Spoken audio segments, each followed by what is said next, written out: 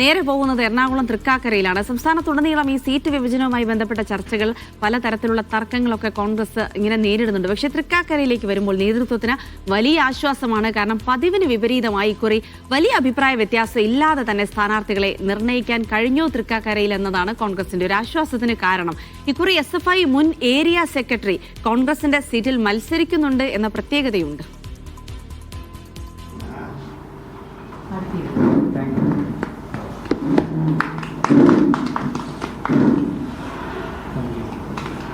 ഇത് തൃക്കാക്കര മുൻ SFI area secretary MS Sarath Kumar. കളം മാറ്റി കോൺഗ്രസിലെത്തിയപ്പോൾ നൽകിയത് സിറ്റിംഗ് സീറ്റായ 15 വാർഡ്. CPM BJP കൂട്ടുകെട്ടാണ്.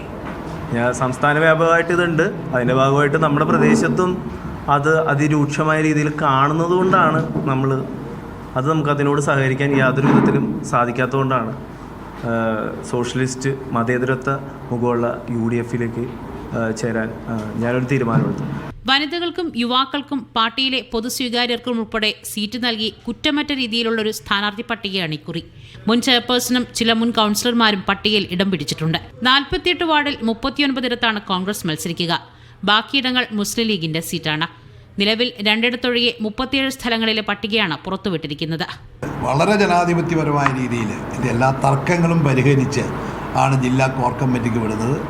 ആ ജില്ലാ കോർ കമ്മിറ്റി ഏകകണ്ഠമായി ഞങ്ങളുടെ കമ്മിറ്റിയുടെ മുനിസിപ്പൽ കോർ കമ്മിറ്റിയുടെ തീരുമാനം അംഗീകരിച്ചു. കോർ കമ്മിറ്റി തന്നെ വളരെ നന്നായിട്ട് അതിലിടപെട്ട് എല്ലാവരുടെയും ഒരു അഭിപ്രായങ്ങൾ മാനിച്ച് തന്നെയാണ് ഈ സ്ഥാനാർത്ഥികളെ ഇവിടെ തീരുമാനിക്കപ്പെട്ടിട്ടുള്ളത്. കേരളത്തിലെ തന്നെ ഏറ്റവും കൂടുതൽ വരുമാനമുള്ള തൃക്കാക്കര നഗരസഭ എന്നും രാഷ്ട്രീയ വിവാദങ്ങളിൽ ഇടം പിടിക്കാറുണ്ട്.